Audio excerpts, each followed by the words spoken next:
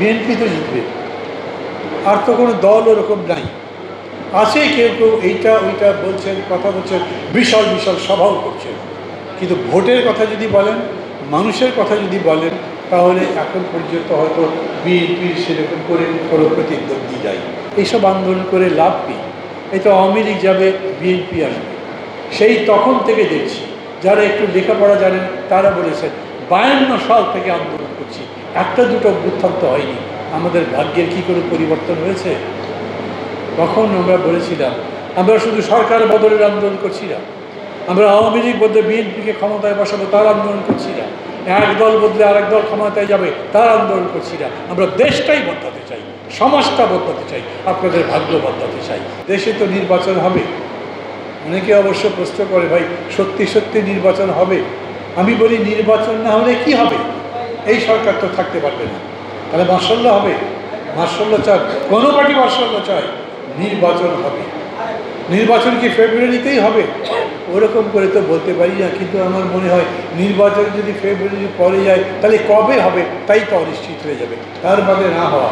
এই জন্য আমি ধরে নেই ফেব্রুয়ারিতেই নির্বাচন হবে, এবং সেই নির্বাচনে বিএনপি তো জিতবে, আর তো কোনো দল ওরকম নাই। আছে কেউ কেউ এইটা ওইটা বলছেন, কথা বলছেন, বিশাল বিশাল সভাও করছেন, কিন্তু ভোটের কথা যদি বলেন, মানুষের কথা যদি বলেন, তাহলে এখন পর্যন্ত হয়তো বিএনপির সেরকম করে কোনো প্রতিদ্বন্দ্বী যায়। তো বিএনপির কাছেই মানুষের সেই কথা, বিএনপির কাছেই মানুষের সেই প্রশ্ন। আমিও বলছি, আমার মনে আছে ডক্টর কামাল যখন রাজনৈতিক দল ঘোষণা করেন, তখন এই প্রফেসর ইউনূস তার সভায় বক্তৃতা করেছিলেন। উনি একটা লিখিত বক্তৃতা লিখেছিলেন, সেই বক্তৃতা লেখাটা উনি একটা পুস্তিকা আকারে ছেপেছিলেন। উনি লিখেছিলেন আমার স্বপ্নের দল। আমি এরকম মনে করি, কেমন দল হওয়া উচিত, কীভাবে সেই রকম দল গড়া যায়, একটা স্বপ্নের দল। আপনারা ভেবেছেন বিএনপির আজকে দরকার কি? বিএনপির বেগম জিয়াকে, তার নেতা তারেক রহমানকে আপনারা কীরকম দেখতে চান? নিশ্চয়ই শেখ হাসিনার মতো নয়, নিশ্চয়ই অন্যান্য আরও নেতাদের কথা বলতে পারি, আমি কাউকে ছোট করতে চাই না বলে নাম নিচ্ছি না, তাদের মতো করতে চান না যারা বিগত দিনগুলোতে শাসন করেছে, জনগণের কোনো কল্যাণ হয়নি।